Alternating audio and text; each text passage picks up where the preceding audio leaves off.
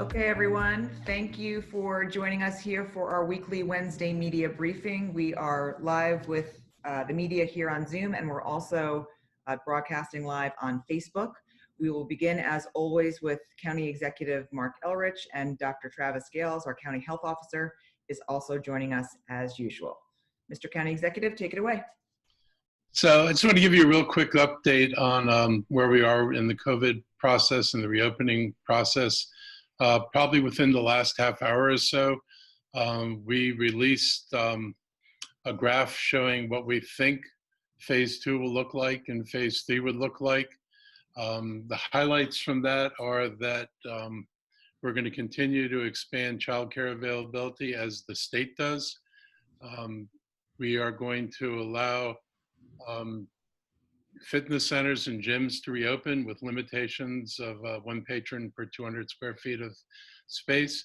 Now, this is not permitted under Governor Hogan yet, but we're anticipating that this is the direction they're going in. So I'm going to spare us both 2 press conferences. If this is where the governor goes, this is where we're prepared to go. Same with houses of worship. We're going to allow 1 congregant or family per 200 square feet of service space. We're anticipating that the limit of people in indoor and outdoor gatherings is going to go to 50, maximum of 50 people. And we're going to allow some indoor dining with requirements on space. And we will be allowing, I believe, some limited in-store retail based on 1 patron per 200 square feet. So we're beginning to make these additional steps. The date is still flexible. You know how I feel about dates. We're going to look to see what the data shows. If the data continues to be reasonable, then this is what we're going to be able to do. If we see high spikes, obviously, we won't be able to go there. But we're thinking that sometime next week, probably between the date set by Prince George's County and the date that DC said they'd do their reevaluation. So we're kind of in the same ballpark as everybody else. And that's the highlights from phase 2. All right, thank you, sir. In the interest of time, and Dr. Gayles has a public health officers meeting at about 12:40. He's got to go. So just for the reporters on the line, if you have something specific to public health, please get that in on the chat and we'll call on you. For right now, Chris Gordon has a question for the county executive. Chris, hang on a sec. They've got to unmute you.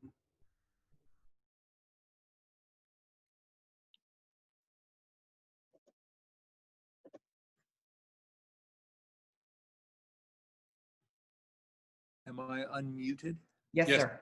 Okay. Well, today you have the opening of the Bethesda Streetery with a number of restaurants serving in streets that are closed. If you'll tell me, are you anticipating expanding this to other areas, Rockville, Silver Spring, Germantown, Gaithersburg? Yeah, this is going to pop up all over the county.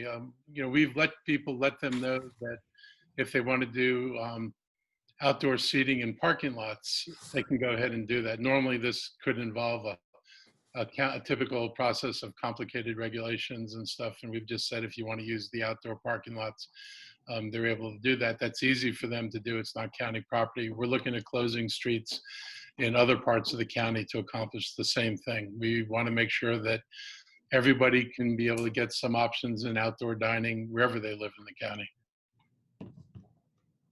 Thank you. Tom with Fox 5. Hang on a sec. Let's make sure we get you unmuted and Chris muted. Good to go. Okay, thank you. Thank you for doing the call. This is a question for both the county executive and Dr. Gayles. A lot of us have been covering the social justice protests over the last couple of days in our region.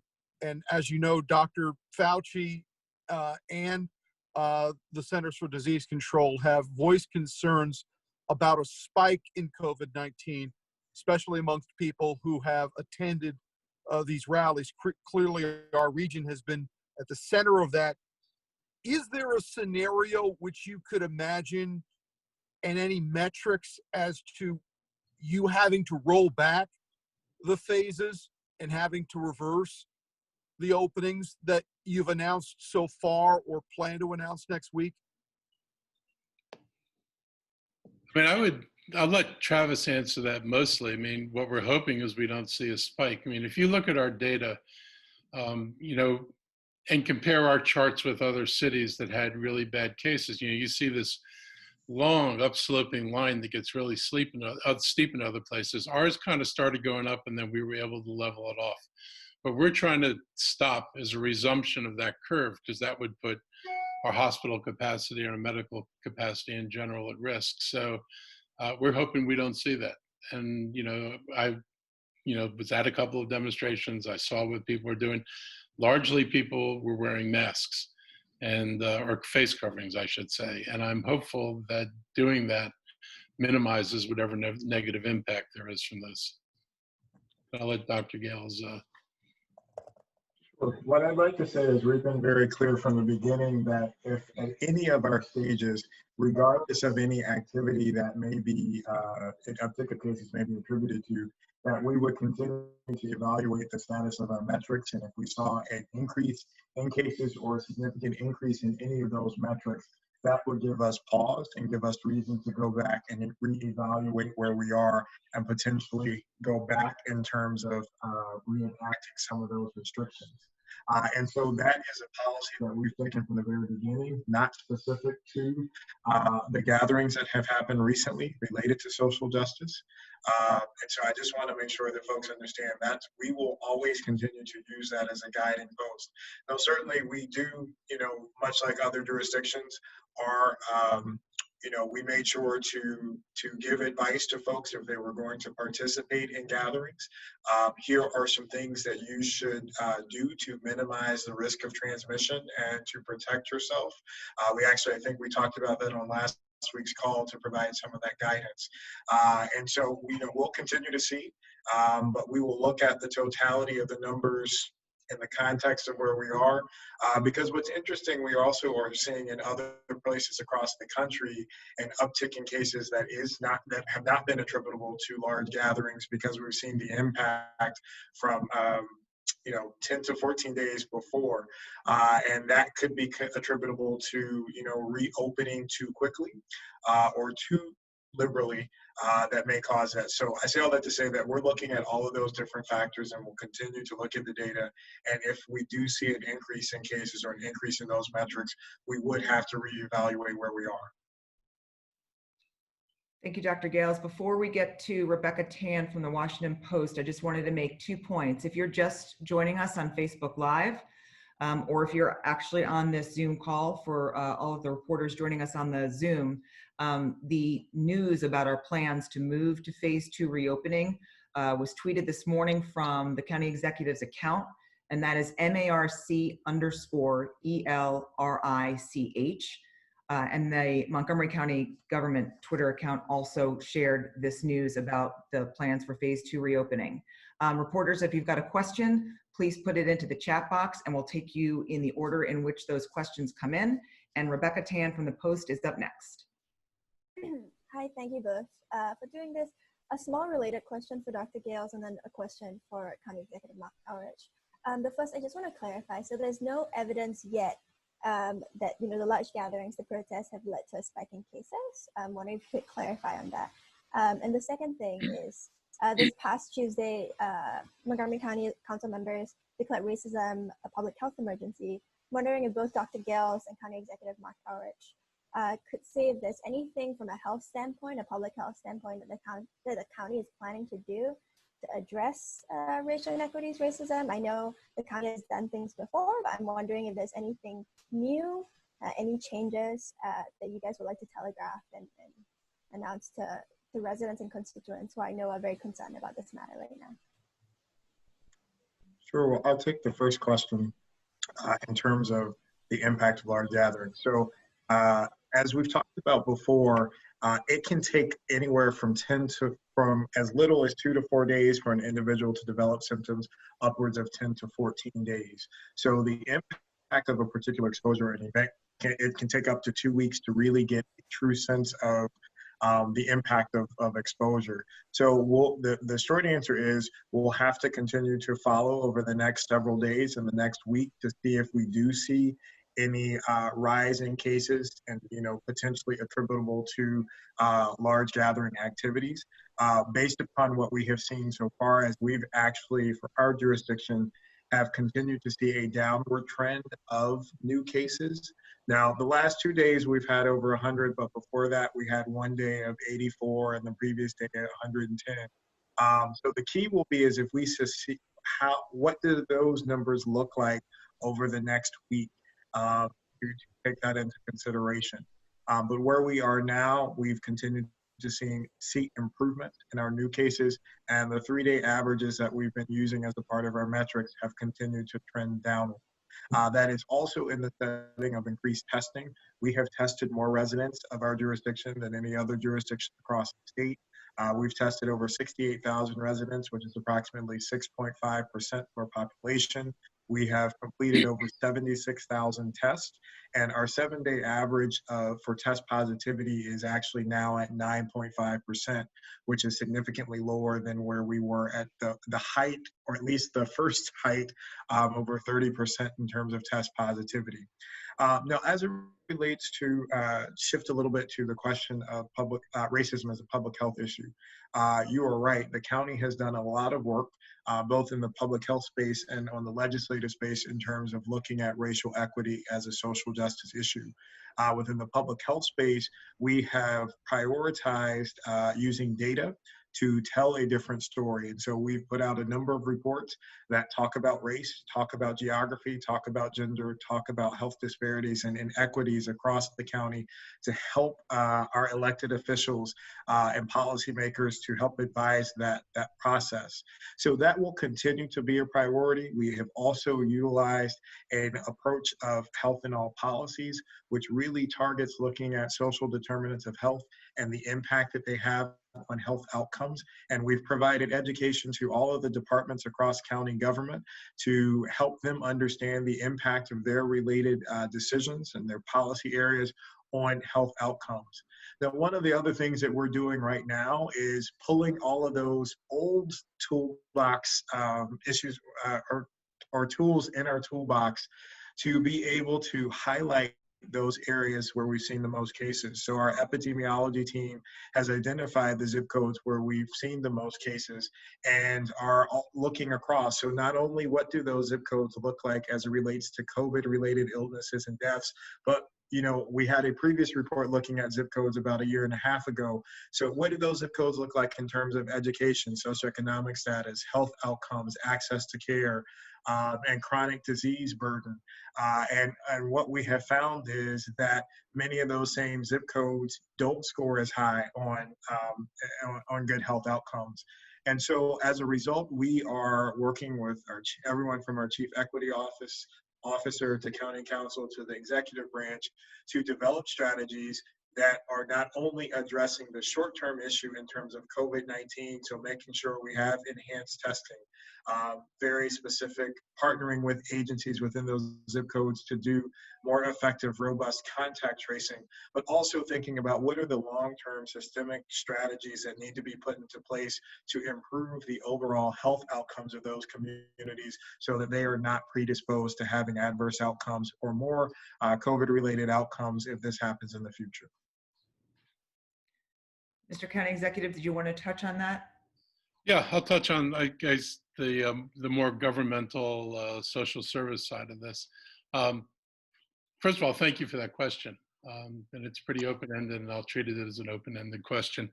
I'm glad the council's acting the way they are. I'm sure this is going to pass 9-0. I think that there are things we absolutely have to change. At my direction, I had asked the police department to bring in an outside resource for reevaluating everything about Montgomery County Police, from the hiring practices, recruitment, to this officer discipline, and all the rules that govern the police department. And we will be bringing forth a contract and maybe some options to the council for approval, but we were working on this going back to when Marcus first came on the department. In addition, we've had a task force working on decriminalizing homelessness.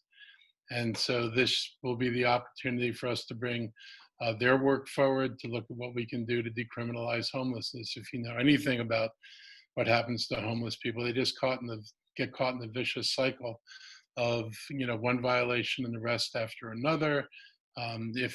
Because they're homeless, they don't get notification of trial dates, then they're cited for failure to appear, and then they're arrested when somebody runs their name. We want to put an end to that stuff, and this ought to create the climate where we can actually put an end to that stuff. We, are looking at reforms in the police department directly in terms of, use of force regulations, the duty to intervene, which is, I think, really important. But I got to say, when it comes to police, we all focus on the actions of individuals, but these individuals in these departments have been trained to do a lot of the things that people find problematic. So when people talk about over-policing, they talk about the harassment of young Black kids, to see if you can find pot on them. That didn't come from the officers. That came from the top. When people talk about protectional stops, where you make up a reason to pull somebody over, and then you ask them a question like, you don't have a body in your car. And then the person says, of course I don't have a body in the car. And then the officer says, well, then you wouldn't mind if I searched your trunk. All this kind of questioning, which is intended and disproportionately falls on people of color, that did not originate with the officers. And if you saw one of the tapes from that was shown in a Montgomery County incident, it was leadership, a supervisor that was directing the officer how to question the driver of the car. So it seems like an officer problem. I assure you, this is an institutional problem. They do largely what they're told. They're not told to be excessively violent. When people get out of hand, they get out of hand, and we are going to deal with that. But if we're going to fix this, this starts top down in terms of what we direct our officers to do, whether we promote officers and reward officers for how many tickets you write rather than how many community meetings you go to. These are all things that we're going to get to and address. Another topic which is near and dear to my heart is housing. When I came in, I said I wanted to shift housing in Montgomery County from rental housing to ownership housing. I can't tell you that this is not an easy thing to get the nonprofits to accept, because historically, they own the rental housing. If you're going to build wealth in the minority community, the only way you're going to build it is by giving people opportunities to own property. If we're going to continue to provide rental property and think that we're doing people a favor, yeah, I might be lessening the rent burden or controlling the rent burden over a period of years. But am I addressing the fundamental issue of being able to build wealth, be able to take out a second mortgage so your kid can go to college, or give your kid a down payment for their house when they need to buy a house? The things that we've done and the way our housing programs have been focused, and it's not just Montgomery County, this is national and needs to be refocused on ownership. And I will say, I've always viewed the emphasis on producing rental housing by nonprofits is pretty paternalistic, because underlying that is a notion that poor people can't manage their own affairs. Because I could just as easily take what's a rental building and turn it into a condo building and give people the opportunity to own it and benefit from ownership. And that's not a decision that's been made. And I'm looking forward to this being the opening to say, if we're really serious about building wealth and dealing with the underlying causes of racism, here's cause number one, and here's an opportunity to do something about it.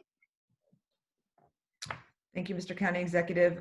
Dr. Gayles is going to have to leave very shortly, so Randy Bass has a question for each of our speakers. Randy, why don't you direct that to Dr. Gayles?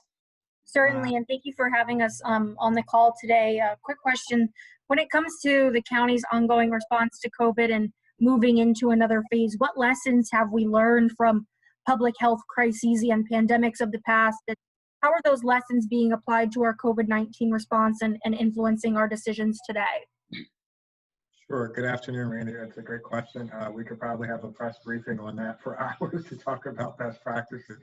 as there hasn't been a guidebook for any of this in terms of the large scale of what we've asked communities to do, and what our agencies have had to do for such a sustained period.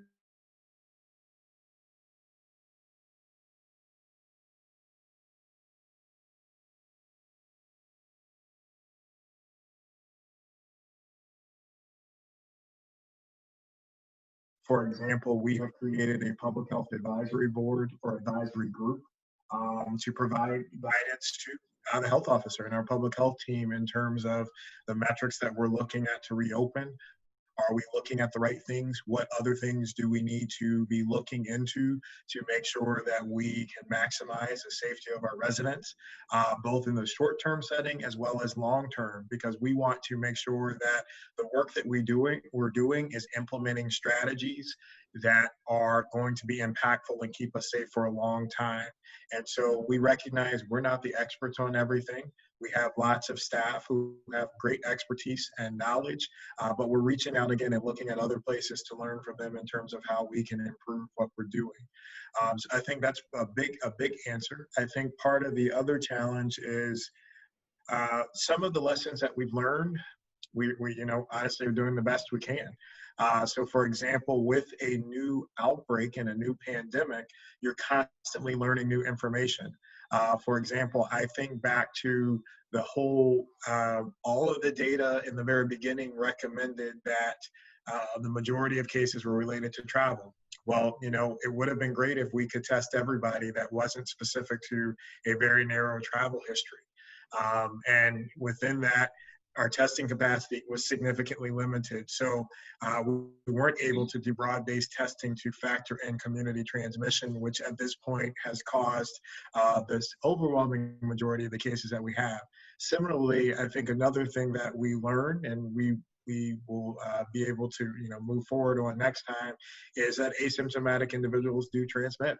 And I say that because that received a lot of controversy yesterday with the World Health Organization's or 2 days ago, their comments that they've since walked back. And I think as of this morning, Dr. Fauci addressed that and said that the comments were not accurate, that asymptomatic individuals can and have, in fact, transmitted the virus to other individuals. Because as you know, for a long time, the guidance recommended that those individuals did not. And as a result, our provisions and our investigations did not factor that into consideration.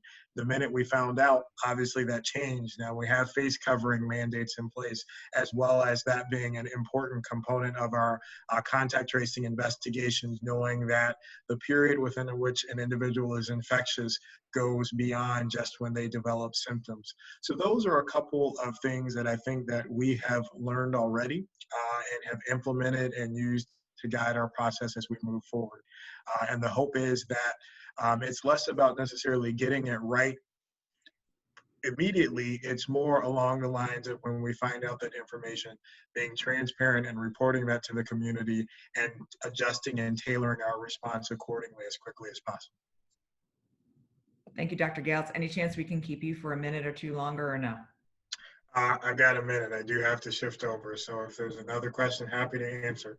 Okay, Randy, hang on for us for 1 second. I want to make sure that Kate Ryan, who does have a question, I want to see if that's for Dr. Gayles, so to let her ask it now before he has to leave. Thank you. Yes, can you hear me? Yes. Yes. Okay. Quickly, you mentioned the demonstrations, some of them very large scale, some of them smaller scale. Many of the people attending would be those who might be most at risk for contracting COVID-19. Are you recommending that people who went out to attend these large gatherings get themselves tested? Well, sure. I mean, I think that's, I mean, at this point, so I want to clarify something that you said.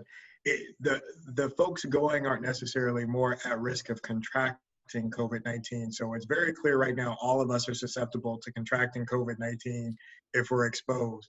Where we see significant disparities is we do see disparities in terms of cases hitting certain communities. And that's more in terms of, their living situations, being essential employees, those kinds of things, less in terms of race. The challenge is when we see, we continue to see disparate outcomes in terms of the severity of the illness and particularly fatality rates. And so those things are more closely tied to race and ethnicity. And so I think to all right. To reframe your question, I think we do see folks who going to the protest who may be disproportionately impacted if they do contract it. So what we would say is this, consistent with any situation, if you have been in an area where you think you may have come into contact or are concerned for an exposure, we would recommend you get tested.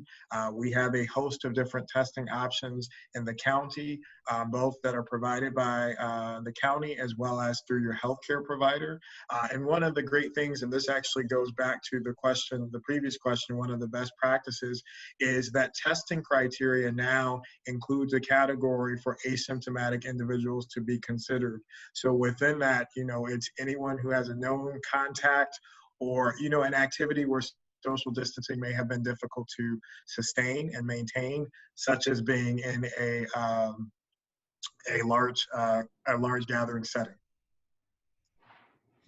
Okay, Dr. Gayles, thank you so much for staying a little beyond where you needed to go. We appreciate you joining us. And for the county executive, we've got about 10 minutes left. Randy, I believe you had a question for the county executive. Thank you for holding on so that Kate could get hers in for Dr. Gayles. Sure, of course, no problem. I wanted to open that same question that I addressed to Dr. Gayles at first to the county executive also, just kind of asking about how prior public health crises, pandemics, things of the like have influenced our current response and our decisions going forward. Well, not being a medical professional or somebody who's had to marshal medical resources, this is a little bit, a hard question for me to answer because, we've dealt with a couple of things, but I can't think of anything in my lifetime that is vaguely similar to this. I mean, I grew up in the era of polio. I kind of grew up at the end of the polio world when the vaccine became available, I think in 1955 or 1956. I read articles about how people didn't let their kids go outside and play during the summer and all this other stuff. I didn't know that as a kid. I was thinking back on this and all I knew is we were getting vaccinated. I had no idea what was going on in the world and how bad it was. I just knew they had a vaccine. So, looking at that, people apparently took precautions against polio, and it wasn't an unusual thing. Apparently, it was more of a normal thing for people to do. They were very worried about the spread of polio. And of course, you read about the flu of 1917, and again, it's cautionary, but today we've have in some ways we're able to more quickly identify the cause and identify possible future treatments than they were in the past. I will say that one thing that's really clear on this is the government should have been better prepared. They should have not ignored the advice of the committee they had that was set up to look at pandemics and viruses. That was a serious mistake. And I think in general, one of the things I told our folks to do was to stockpile all of the personal protective equipment, all the things, masks, sanitizer, whatever, so that when the virus comes back, which everybody says it's likely to do, we're not looking for supply, we have the supply on hand. And I would anticipate, given what we know about scientists talking to us about new viruses or things being unleashed from the thawing of the permafrost and things human beings haven't seen in 10,000 years and maybe longer, it might be wise for all of us to maintain stockpiles of just basic supplies. So at the very beginning of something, at least you're able to say, here's a face covering, we've got gloves and masks and sanitizers, and let the scientists do their work on how they're gonna ultimately cure or treat these things, but not leave everybody so vulnerable that you're rationing stuff. It was sort of like we were with rationing test kits, where Travis's comments about what the policy was on testing had nothing to do with what you would do if you had abundant test kits. It had everything to do with how do you prioritize testing in a world of scarce test kits. It would be good to have the right supply of things on hand so you're not making rationing decisions and leaving some people exposed because other people are more at risk. We should do a better job, and that's one of my intentions, is to make sure that we're building that supply of the things we need right now. And it's why we've got a testing contract for a year. Thank you, Mr. County Executive. I just want to point out that Earl Stoddard, who is Dr. Earl Stoddard, who is our Director of the Office of Emergency Management and Homeland Security, is on the line. If any reporters have any recovery-related questions, he is available to help answer those. Kate Ryan from WTOP had a follow-up question regarding financial impacts. Kate? That's correct. I know that at the beginning of this, we were looking at the financial hit that every county was facing. With the reopening or moving towards phase 2, do you have an idea of how that's being minimized, or like, okay, if we can get these businesses open, we'll have X amount of dollars pumped into the economy? Does anyone know that? Is there any way to gauge that? I don't think there's any direct way to gauge it. I mean, what you're looking at is businesses may reopen, but if, for example, if you did curbside delivery, you're not probably fully adding new or bringing back all your staff to do curbside delivery because there's not much customer service in the store and the volume of sales is relatively low. Same thing with outdoor dining. So I expect as things start to ramp up, we should see a restoration of some employment numbers. But you know, the biggest concern is the people who aren't going to reopen. There are thousands of businesses that have probably permanently shuttered. I think I saw a story today that nationally they're expecting 25,000 businesses. And I think this includes chains, which means multiple businesses to shut down. So those are going to be hard to bring back. And there's the unknown effect of what landlords are going to do with the tenants who couldn't pay rent for at least April and May and probably June. If they didn't have incomes, there are a lot of folks who aren't going to be able to pay that rent, and it's going to be a question of whether these landlords are willing to either just write that off because the businesses had no choice, or whether they're willing to come up with reasonable payment plans that a business can say, well, I can pay this back over the next 3 years, or I can extend my lease by 3 months. But I've talked to businesses who are very worried about somebody saying, you owe me 3 months rent. I know businesses have already gotten letters about how they're going to be evicted and that I expect you to pay no matter what else is happening. And if that's the approach that some of these landlords are going to take, it's going to be really difficult. But of course, beyond the landlord is the financial institution which holds the landlord's mortgage.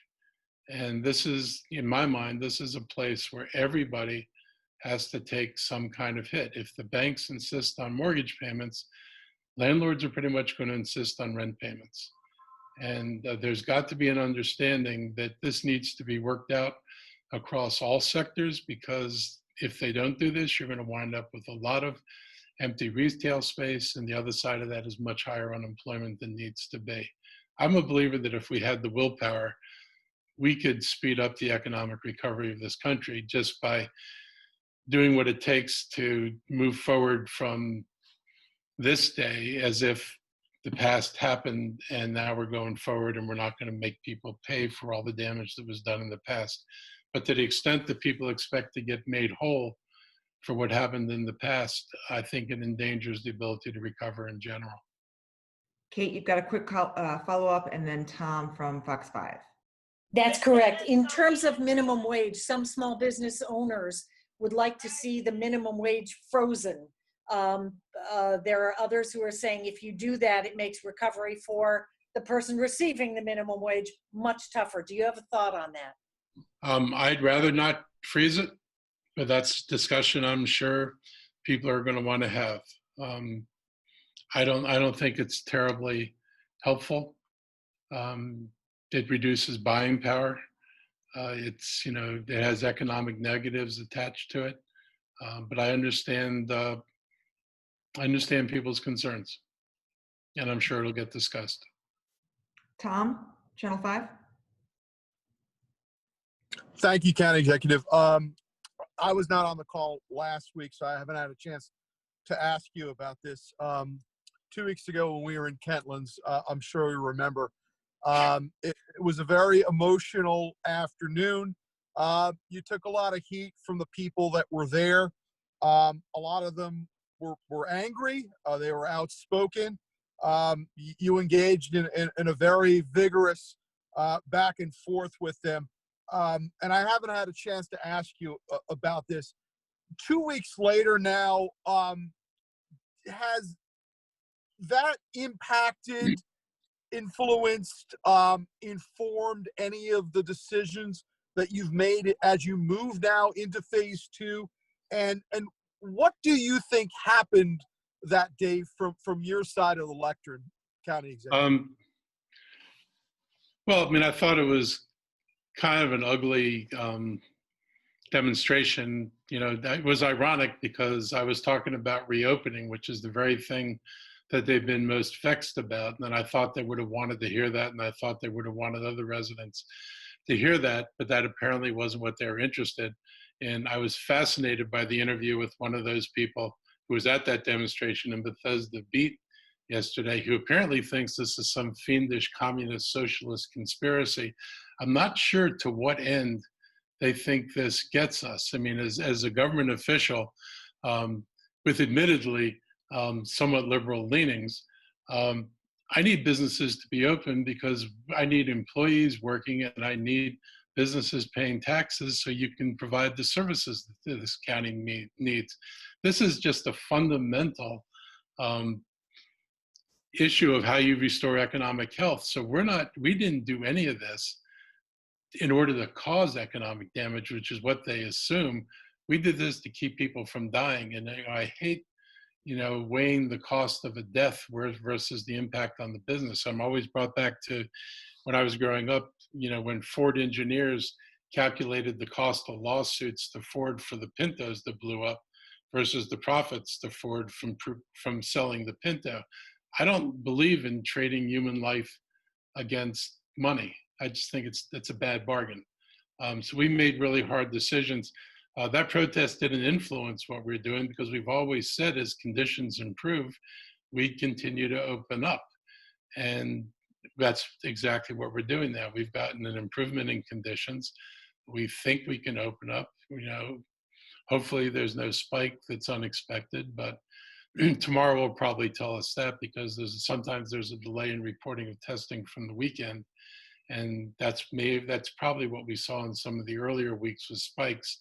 This week we've got a spike, but the spike is much lower. It's not 300 people, it's 150 versus days of near 100 or 100 or less. So we're still focused on what we intended to do. I mean, I continue to take my guidance from my health officer. My health officer is actually a state employee. That's where we're focused. That's where I'm going to stay focused. Okay, and last question of the day is coming from Brianna. It is for Dr. Stoddard. Brianna's with Bethesda Beat. Yes, hi, Dr. Stoddard. Could you give us an update on the contract with Advogenics? I know that Dr. Gayles said yesterday that you are still working to try to get those online. And initially, you all had announced that starting June 8th, which was Monday, it was supposed to boost to 20,000 per week. So could you give us an update on where those stand? Sure. So making great progress with Advogenics. And actually, I know the county executives had conversations with their CEO this week, so he may have even better information than I. But we did do a pilot test with some employees last Friday to make sure that the system that we have is up and operating. And the test was a success. And so we are moving forward this week with the first round of testing likely to occur. And then we'll expand out to additional tests and additional venues. I know I'll echo Dr. Gayles because he's provided this update to us several times. We're also about to launch our pop-up testing avenues, which will be sort of in the community, will not require a referral, and we'll move around the county to areas, particularly targeted areas. And I think he said this aligns with our strategy to be very active in addressing increased testing in areas, particularly where we are seeing higher numbers of cases.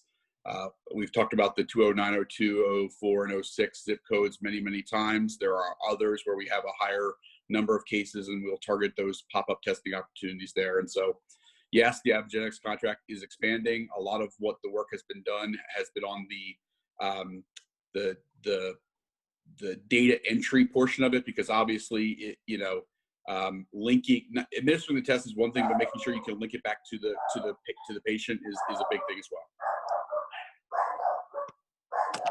Mr. County Executive, did you want to add anything to what Dr. Stoddard said?